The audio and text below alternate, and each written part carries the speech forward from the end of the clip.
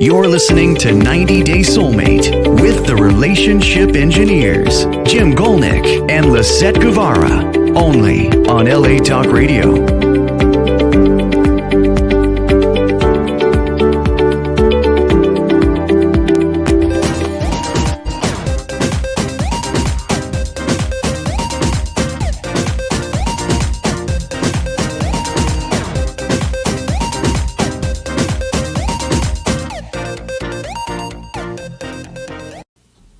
Welcome to 90 Day Soulmate with Lisett and Jim. Today we will be talking about Chapter 9 from the book 90 Day Soulmate called Creationism, where we delve into spiritual science. The book itself is, of course, 90 Day Soulmate, which you can find on Amazon, amazon.com. In any case, today's program, which is called Creationism, we'll explore how thoughts and beliefs can shape reality. This chapter underscores the power of words, the profound impact of upbringing, and the significance of selective evidence and observational limitations in our perceptions and life outcomes. We uncover strategies for manifesting desires, improving life quality, and finding one's soulmate, if that's what you choose. This journey invites you to understand and harness the transformative power of your mind and your beliefs. Mm-hmm. It's for create your soulmate. Create your soulmate. But it can be used in any aspect of your life, whether it's business, whether it's something you're looking to do for improvement. We'll talk more about that. The concept of creationism, the belief in the power of thoughts shaping of reality. So when you write down your wants, you put in motion the forces of nature. When you are emotionally connected to your list of wants and you believe that you will find your soulmate or whatever your target is, you are programming your subconscious to automatically look for matches. You will now find yourself attracting a reality in keeping with your thoughts.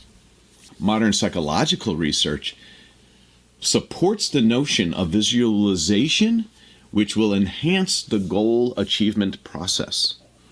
It's pretty neat. So we talk about the vision board you had.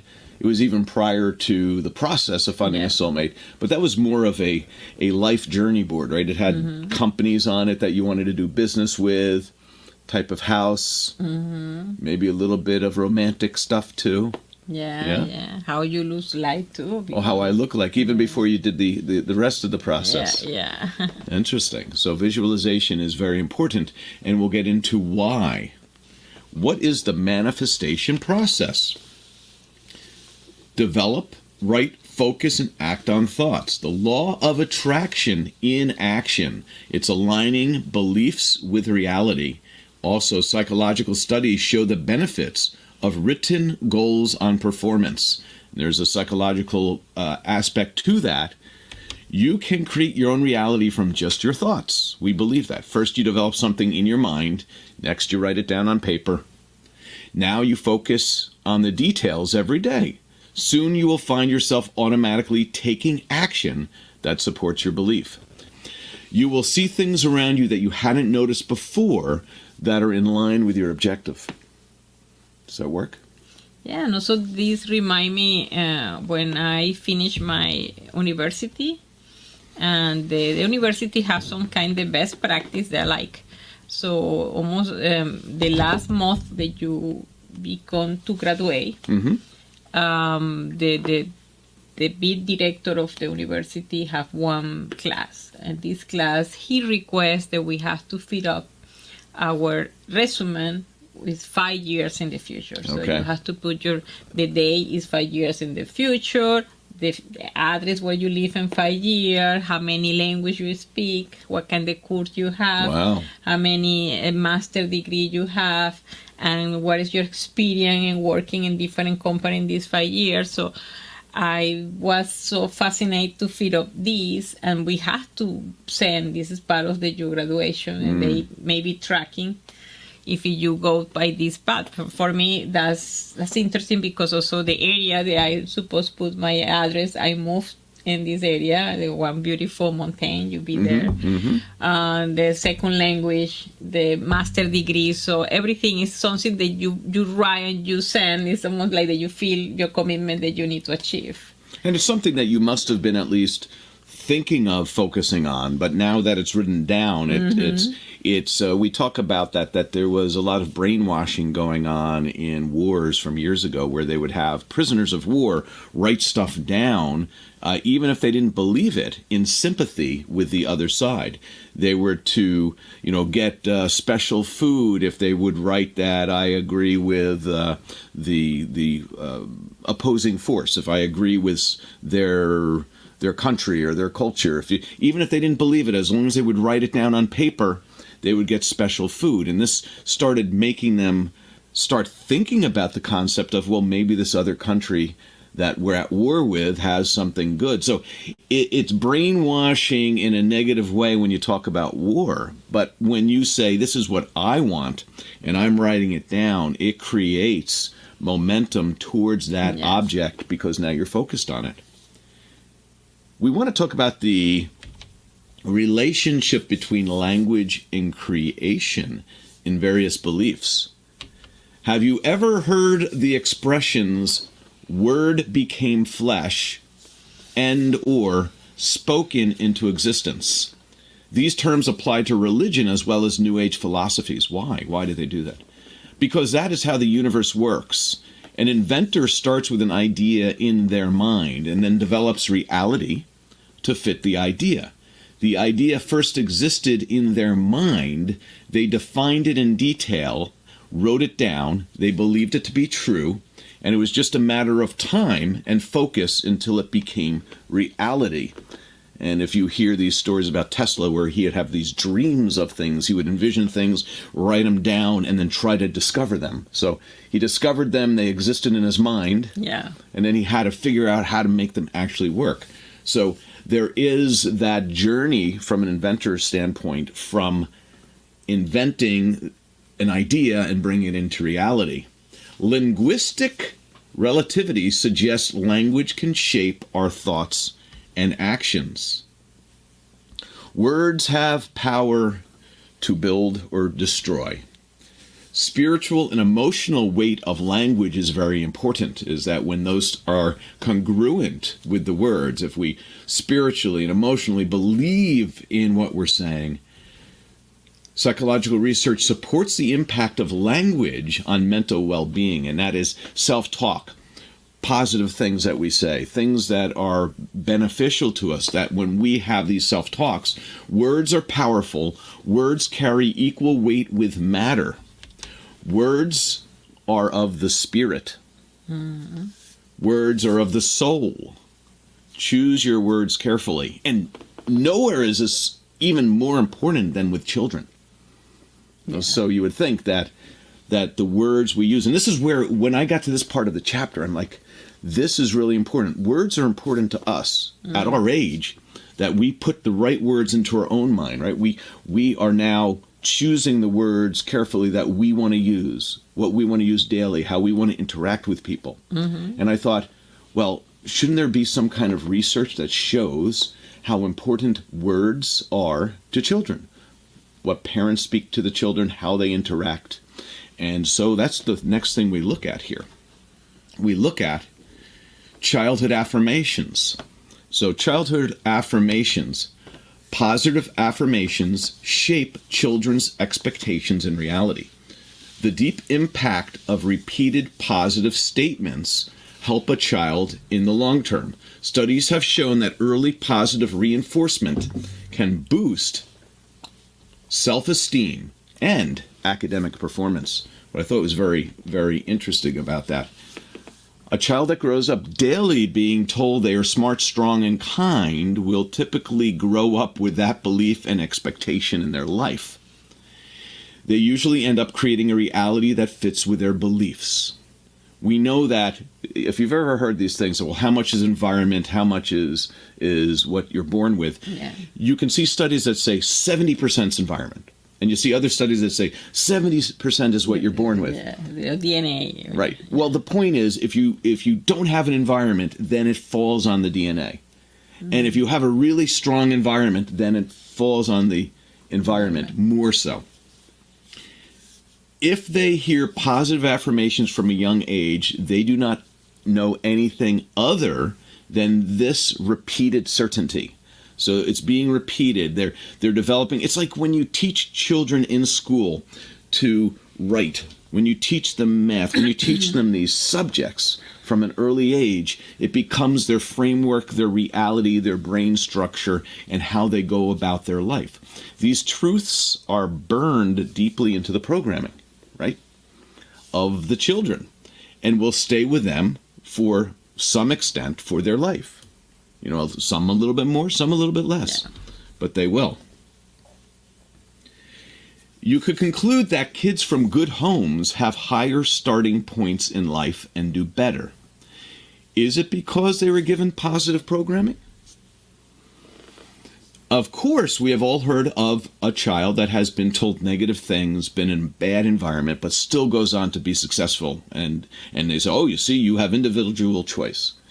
Yes, some do. Some are able to be successful despite that environment and that upbringing. Yeah. But the more positive we can make that upbringing, it is shown that the more greater good we do. Where else are we here? Oh, here we go. There's a link between good homes and positive childhood outcomes. Makes sense. Negative impacts of adverse childhood experiences are prevalent, and research underscores the significance of nurturing environments in child development. That is all true. So we talked a little bit about the exceptions. So you've seen exceptions, right? There's an exception to every rule. Children that prosper despite their negative environment, and children that self-destruct even though they were brought up in a really good home. And it doesn't actually matter the really good home. Like I know people I grew up with that they had very successful parents, and they had this beautiful home, and they lived over here, but they turned out to, for whatever reason, you know, some people, oh, they were spoiled, or, oh, they had it too easy, and then therefore they didn't have to struggle and work on their own to achieve anything. You know, you can go through all these reasons. There's part of that could be that reason. Part of it is we're just all born with a complete diversity of personalities that's impacted by the environment, but not 100% determined by the environment, right? So psychological resilience explain variances in child's responses to environments. With all that being said, we're going to talk about a couple of studies on childhood development when we come back on 90 Day Soulmate with Lisett and Jim after this. Tired of attracting the wrong type of guy, it was time to give something else a try. She got her computer and started to plan, and created a process to find her man. Soon she went on a perfect date, and then she knew it must be fate. In just 90 days, that is all it took. How she found her match? It is in the book. Welcome back to 90 Day Soulmate with Lisett and Jim. Today we're talking about creationism, or we call it spiritual science. Which Co-creation. Co-creation. It's where the words we use, the thoughts we have determine who we will become eventually, the direction we go in. We will also talk about some of the concepts of what that enables us to do by having this internal language. So let's talk about some of the studies. We talked about having a couple of studies on words and how that impacts children. Let's talk about, first, there was a study done, and the result of the study is that screen time negatively impacts parent-child interaction. The study encourages a language-rich environment for development of a child. So what does this actually mean? It means that there was a study done with 220 families where they checked on children at the age of 6 months, 12 months, 18 months, 24 months, 30 months, and 36 months of age. And they followed them through these 6-month intervals, and they looked at how they interacted with technology and how they interacted linguistically with the children. What they noticed with an increase in screen time, meaning the more that the children use technology, and they call this technoference or technology interference in development, there was a decrease in the measure of parent-child talk, but also a decrease in the depth of what they talked about. There was a reduction of adult words. The children's vocalizations, actually having interactions and talking, were reduced. And conversational turns, meaning going back and forth, interplay between the parent and child, was reduced. The conclusion of this study is that screen time is creating interference with young children's opportunities to talk and interact in their home environment. The study then encourages promoting a language-rich home, which will then in turn help the child to develop their vocabulary, use more complex words, have better conversations, more in context and depth. The next study, childhood conduct and communication. The role of parent-child interactions in emotional socialization, link between behavioral problems and socio-emotional language, and the importance of enriched language environments in mitigating conduct issues. Parent-child interactions are a critical pathway to emotional socialization. When you disrupt these processes, it creates risk for childhood behavioral problems. That skills, they actually, this study did two different types of games. They had the kids play games. They had one that was more of an interactive game that was more social, emotional, and then the other game was more math-oriented.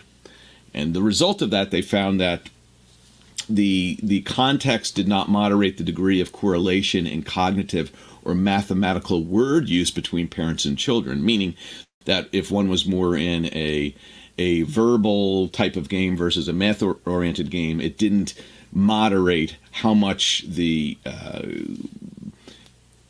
conversation went between the children. But what they found were those children with more conduct problems used fewer social and emotional words in the social context. And then there were children who were called callous, unemotional, and they had fewer cognitive words in both the social verbal game and in the math game, meaning the kids with the most problems had the less interaction, the least amount of interaction with the parents. So they were looking at how the games impacted that relationship, but what they found was that the ability for the parents to interact with the kids in those games was an indicator of behavioral problems with the children. So those that had better communication with the children had better behavior, no matter what the game was. So the game was just a straw man. Yeah, the tool for work, but it's really no meaning in the game. It didn't matter that they had the game. What they were looking for is the behavior, the interaction, the behavior of the children, and the interaction communication style. And also, I read some a study about the best way the children or the human start to, increase the word in your speech, and also identify specific the word for your feeling. So when you really identify, or the child identify, I feel sad, I feel angry, I feel excited, I feel tired, so and know exactly the word and maybe have a better combination is more healthy for communicate with the parent. If you avoid this kind of identification of the feeling and put the word in the feeling, it's start to become a problem. And you've jumped right to our fourth study, but that's good. That these things are being shown is that the ability to use the words, to be able to discuss emotionally how you're feeling, that actually, if you can do that as a child, you then end up as an adult who is more able to be emotionally intelligent, who knows, because sometimes the child is more smart than father. What I'm saying is that if you have that good relationship as a child, the study shows that when you're in 20, 22, 24 years old, you then have higher self-esteem. You have an ability to recollect emotional context and discussions with your parent. You're able to have more intellectually deep conversations. And it's shown that that starts off as when you're a small child, as being able to have that development as a small child. This one, the third study, and we'll get into the fourth in a second, the third study is about phonological network development. This is the learning of language, the different sounds in language, how they're used, the importance of environmental language for vocabulary growth, so meaning having actual language in your environment as you're growing up. And the development follows, lexical development follows a rich get richer pattern. And I want to stop there for a minute, because this is what we're talking about when we're talking about self-actualization, and or when you're putting something down on paper, that the rich get richer. It doesn't mean you're going to get wealthy, but what it means is if you want to build on something, you need to lay a foundation. And what they found in language development of children, those who were exposed and used more language at one point in their life, then therefore had even further growth and expansive use of language in a certain amount of time later. That it built on top of each other. It was not only a level that you had was an indicator of the future level you have. But it wasn't only yourself, but it was also being in the environment. So I was going to put this into two things. One is, when you focus on a subject, when you focus on knowledge, it allows you to have a foundation to build more of that knowledge. And two, when you put yourself in an environment that utilizes the language and the subjects and the information that you're working with, it also gives a secondary function of increasing the likelihood that you'll pick up new words and expressions, especially when you're hanging out with people who have the same hopes and desires and dreams that you do. Yeah. So it's not only your own self-work, but it's also taking advantage of an environment with like-minded people. And this has to do with growth. But if you're saying, I'm looking for a soulmate, then you do this work and you put yourself in an environment where you meet like-minded people in that environment. So it's the same whether you're trying to improve your life or improve your relationship. So I thought this was very interesting. Let's continue on here and go memory talk. And then finally, this comes back down to the fourth study, which Lisett kind of started to talk about, which was positive impacts of reminiscing on children's development, correlation with higher self-esteem and emotional regulation, shows the prospective effect of parent-child conversations on development. What this actually, and this is a bad summary, that the frequency of parent-child reminiscing conversations in childhood is a parameter of positive child development. So children who have talked to their parents more frequently about past experiences have higher emotional regulation skills and self-esteem in their future lives. Secondly, higher volumes and richer emotional content in future memories, meaning the exposure to these emotionally deep conversations with your parents allowed an increased development in emotional connection with other people. Okay. So like for me, I didn't have a lot of really in-depth emotional conversations with my parents growing up. In fact, because of some of the things that happened in our life, we kind of cut each other off for a little while. And because of that, now I meet Lisett many years later, but my emotional connection to how I feel and being able to express that, I would typically just clam up. I'm learning this right now as we're having this discussion, by the way. It's a co-creation. Co-creation. So we're learning this now. So the exposure to something new early on helps develop further growth in that area. And again, we talk about neuroplasticity. We talk about when you're a child, how quickly your brain grows, and then the neurons and the synapses, they just go all over the place. They go crazy. Well, they still do that at our age, at anyone's age, is that you can still grow in those areas. So if you want to be more emotionally connected to your partner, you have to start somewhere. Even if you start really small, and you just say, I like, I don't like. And then you can put another word on it. You know, that you have to start from somewhere, but the more emotional content you are able to discuss, how you're feeling, you start to be able to discuss it more deeply. Mm-hmm. So these child studies are exactly what we're saying is you are the parent of yourself right now. Mm-hmm. Inside your subconscious is a little child.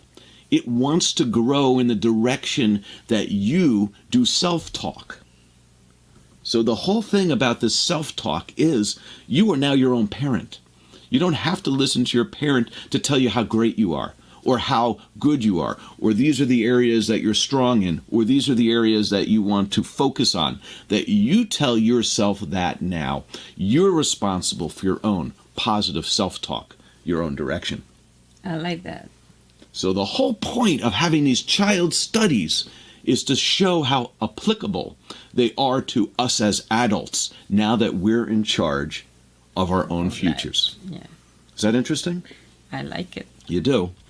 Now we have self-responsibility in personal programming. The concept of positive brainwashing or self-brainwashing, we talked about that. You can choose what you focus on, what you want to be positive about, what you want to focus on. Psychology supports the influence of self-directed thought on reality, that our own thought and what we're thinking about day in and day out will change reality for us. Now that we're no longer children, we are in charge of our own programming. You may call this sort of a positive brainwashing, like we just said.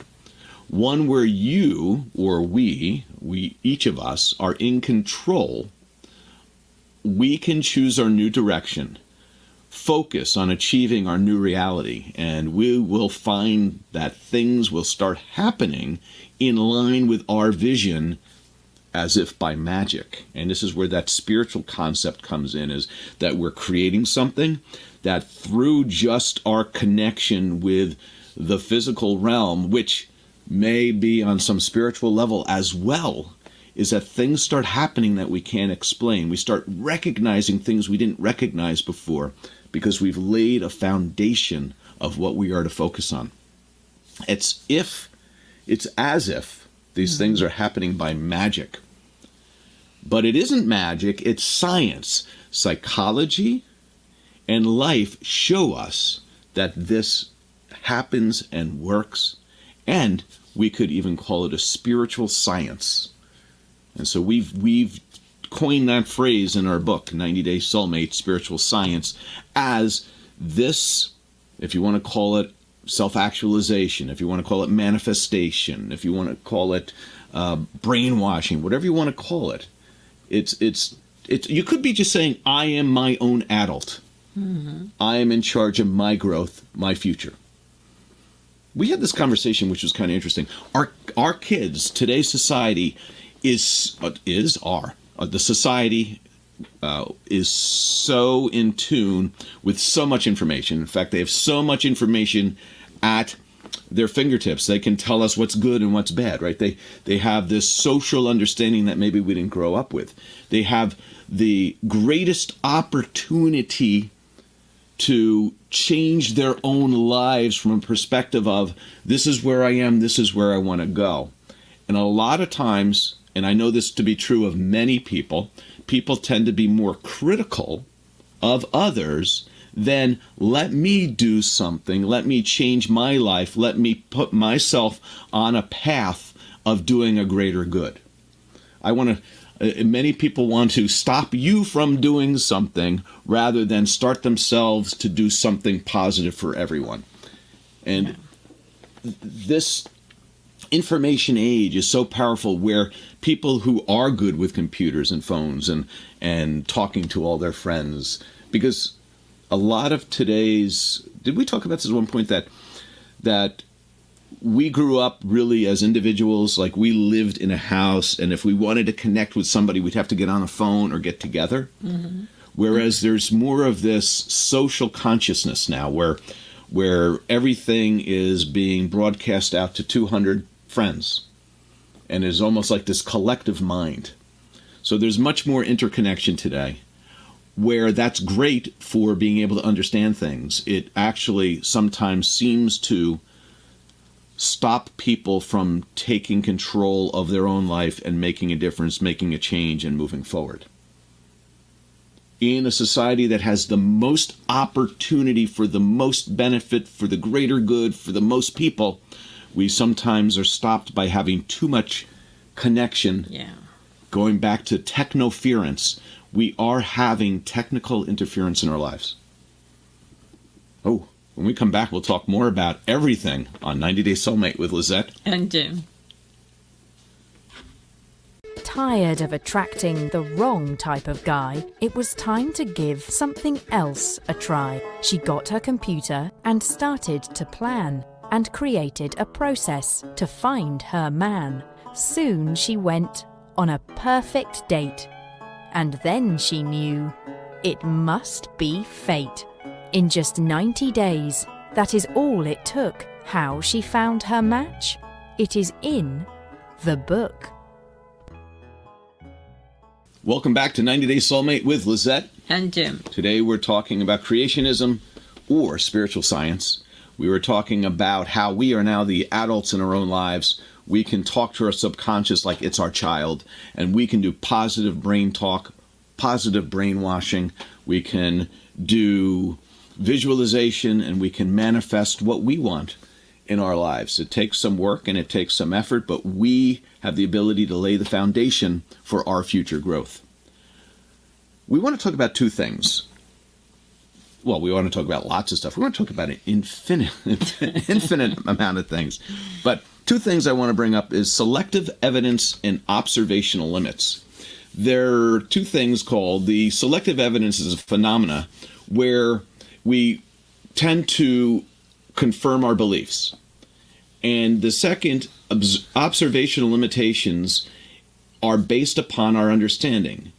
Psychological theories of confirmation bias and selective perception. Yeah. Selective evidence is the tendency to find evidence that supports our theory and subconsciously filter out evidence that doesn't support our theory.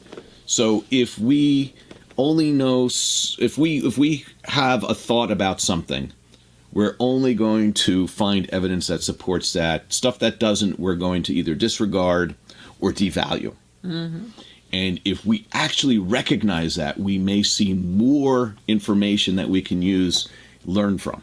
Mm-hmm. The second piece of that is observation limitation, that we only can recognize things that we first understand. I'll talk about what that means with some examples here.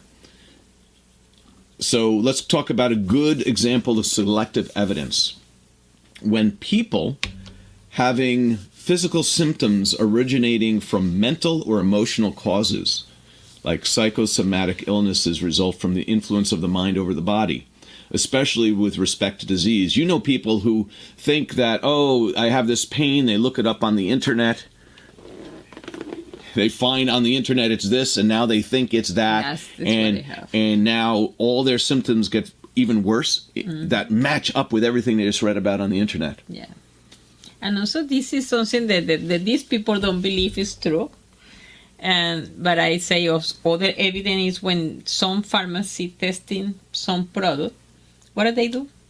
They do some kind of, what is it called? The placebo? The placebo, yeah. And the real for group to see what happens. And the placebo almost always has some effect. Yeah. So you can get the placebo effect, which we all know is true, that if we believe we just took the right medicine, we can actually start to feel better. Mm-hmm. And for a lot of our illnesses that may be anxiety-based or mind-driven or internal chemical related, I have indigestion all the time. Well, you just took a pill that fights it. Oh, now I'm relaxed. I don't have indigestion anymore. Yeah. My nerves have been reduced. Mm-hmm. So some of these things, of course, this doesn't work with everything, but this is one. The other is the impact of beliefs on perception and behavior. So going to back to the patients, like us, these patients have the power to convert thoughts into reality. They may find a disease that aligns with a single symptom And so they read more about the disease. And as they conduct additional research and learn more about the disease, they subconsciously create, find, and exhibit even a greater number of corresponding symptoms. Eventually, they develop the framework of an illness through their assumed symptoms that is clinically identifiable. But when the doctor tries to say that the cause is emotional, these patients seek another doctor or they seek another argument to support their truth. They filter out any other theory or information that is not aligned with their beliefs. So this is one that we talk about medical, but we do this in all aspects of our life, whether it's religious beliefs, political beliefs, what we believe about cars, what we believe about women or men, that we have beliefs and then we only see things that fit those beliefs. The other was, here is observational limitation. So it's the inability to observe without prior understanding. So you have a limitation. If you don't understand something, you don't observe it. Examples highlighting conceptual comprehension's role. I'll show you something in a second here. And cognitive psychology supports the necessity of schema for perception. All right, so we were talking about this just before the show. What do the numbers 1, 4, 9, 16, and 25, and 36 have in common? These are numbers. They're numbers. 1, 4, 9, 16, 25, and 36 are all squares. They're squares of 1, 2, 3, 4, 5, and 6. Many people know that. So many people know that off the top of their head. But there are other people who don't. Those numbers have no meaning to them. They don't have that relationship to that. And we could go on and on there. I know some formulas for stuff from engineering that I know, and if I see something in reality that matches that formula, I see it, I recognize it. But to try to explain that to somebody is very difficult. I sometimes have a challenge in trying to take something that I understand because I've had years of experience working with it and working with the definitions and working with formulas, and then you see it and you're trying to explain it to somebody who's actually working with it that doesn't have that background, and they think you're nuts. Or you're wrong. It doesn't work that way. We can only recognize, again, if you recognize that 1, 4, 9, 16, 25 are squares, it's because you were taught that. If you were only a certain age and you didn't learn multiplication yet, and you didn't learn square tables or square root tables, you wouldn't know that. And then when those numbers appeared, you wouldn't be able to figure out the pattern. These are just representative of things we see in front of us in our life. So if we know a lot about cars and engines, then we may understand that a car that has 2 tailpipes is a certain type of vehicle. That if it only has 1 tailpipe, it's probably a 4-cylinder. That if it has 2, maybe it's an 8-cylinder because it has 2 mufflers. And I'm making this up. I don't know. It was more fancy. It's more fancy. It has 2 mufflers. It's a fake muffler. Exactly. It's an electric car with mufflers. Why? And sound. With sound. Exactly. Why does it make that noise? Oh, because we like the noise. Yeah. But when you recognize that, it's because you know something about it, and somebody who doesn't recognize it, not recognize it, somebody who doesn't know about it would not recognize the difference. Mm-hmm. Yeah. So, what else we have here? We have observational limitation in different languages. Oh, can you read this over here for me here? El punto es que usted no puede observar lo que usted primero no entiende. So. What do you try to say? I don't understand, baby. I don't understand. It's not my first language. Okay. It's my sandwich. Is that what it says? It's not my sandwich? It's not my sandwich. So say in English, please. I don't know what it says in English. El punto. The point is I can't understand something I first do not understand. Exactly. The point is that you can observe something that you don't understand. So that's what it says. So it actually says you can't understand something, you can't observe something that you first don't understand. So listening to Spanish or seeing Spanish, for me, where it's slowly becoming a little bit more understandable, at least I go, oh, it's Spanish. for many people, they may see this and they may not know what language it is, or maybe they hear it and immediately like, I don't understand any of the words.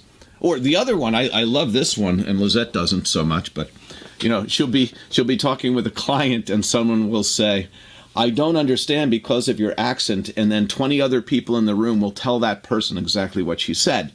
So it is potentially that what she said wasn't understandable because she's asking a technical question, but they blame it on something different because they don't understand it. It's okay. I live this every week. Every week. The interesting thing about language, just like math, is these are things that once you have a foundation in, you can grow and become an expert in that area. That would be like anything in our life. Continuing on here, learning and observation.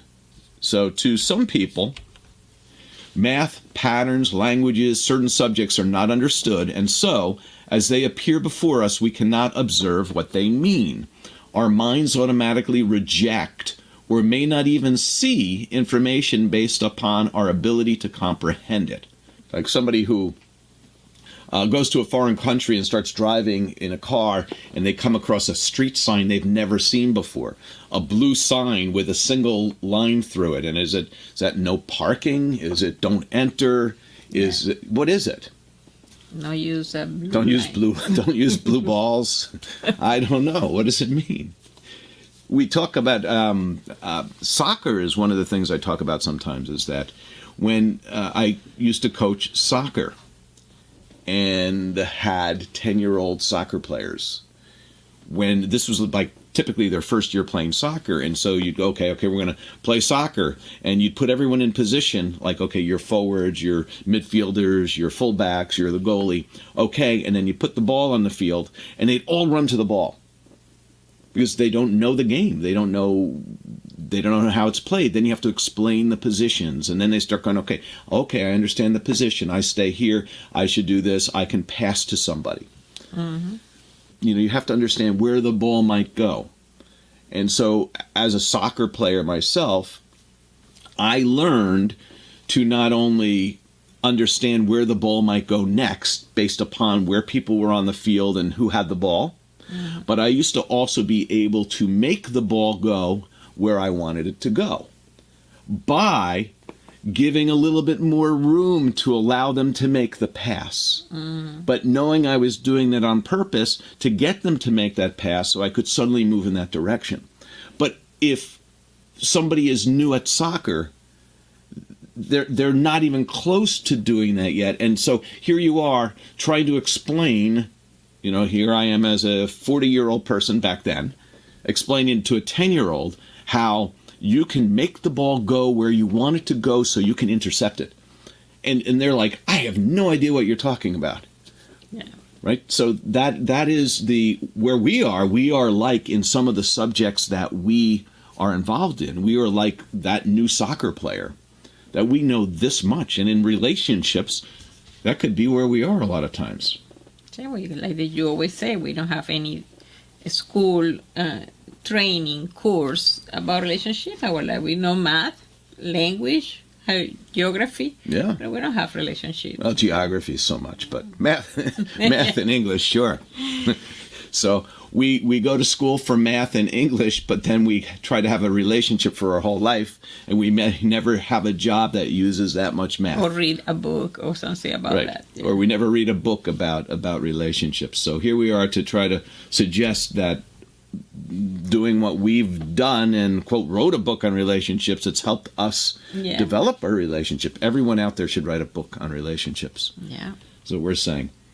I'm using that, by the way. Oh, using the 90-day, the Right Now book, which is a book we have out on Amazon as well, which will take you from head to read, meaning take a book from here to print within 90 days. It gives you tips on how to do that and shows you step by step what was needed to do that. Again, on Amazon right now. So let's go back to this. Here we go. We want to align our beliefs. So for spiritual science in relationships, we want to align our beliefs and behaviors with the desired outcomes. Self-observation, we always talk about, is very important in personal development. And again, psychological research on cognitive dissonance and belief alignment, meaning we want to align our actions with our beliefs because our actions can't be misaligned. If we have certain beliefs, certain thoughts, our actions will want to come into congruency with that. So when you start putting down on paper what you want to do, where you want to be, who you want to meet, who you want to be with, what kind of activities you want to be involved with, and you keep thinking about that, and you've got your vision board, and every day you kind of just walk past and go, oh yeah, I'm remembering these things I want to do. What happens is that automatically your actions start falling in line with your thoughts and beliefs.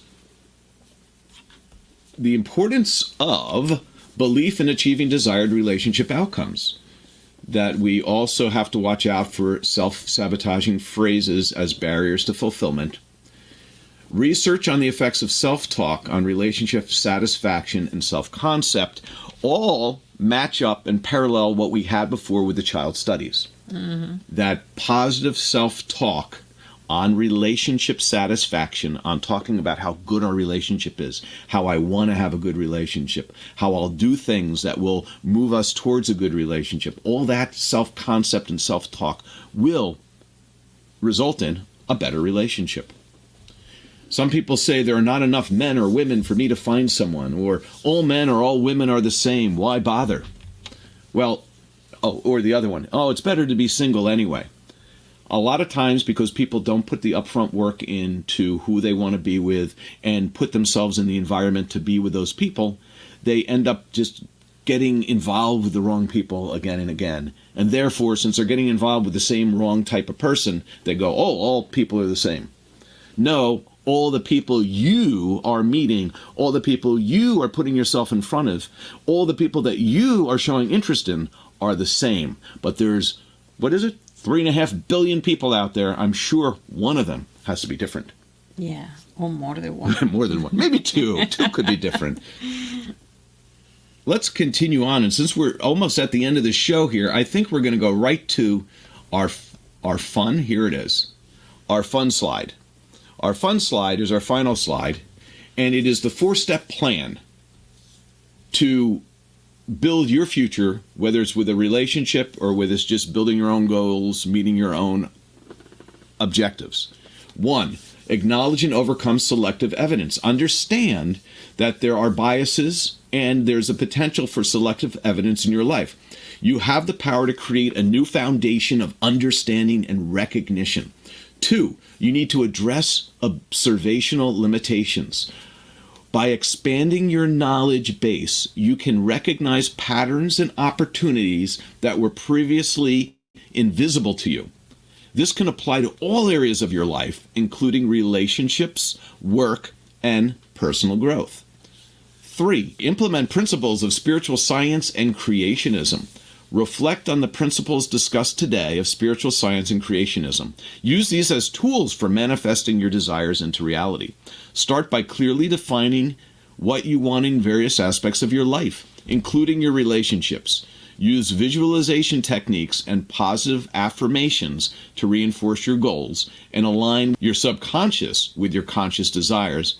And finally, 4, strategic approach to finding your soulmate. Clearly define the characteristics you seek in a partner. Focus on what truly matters to you. Remove your observational limitations by clearly identifying new characteristics of the partner you seek. Engage in activities and environments with those that share your interests and aspirations. And again, that goes for any goal you have. By incorporating these steps into your life, you can move forward with a more open, aware, and focused approach. This can improve your overall well-being, help you manifest your desires, and increase your chances of finding a fulfilling relationship. Yeah. Yeah. So any other thoughts that you have for today?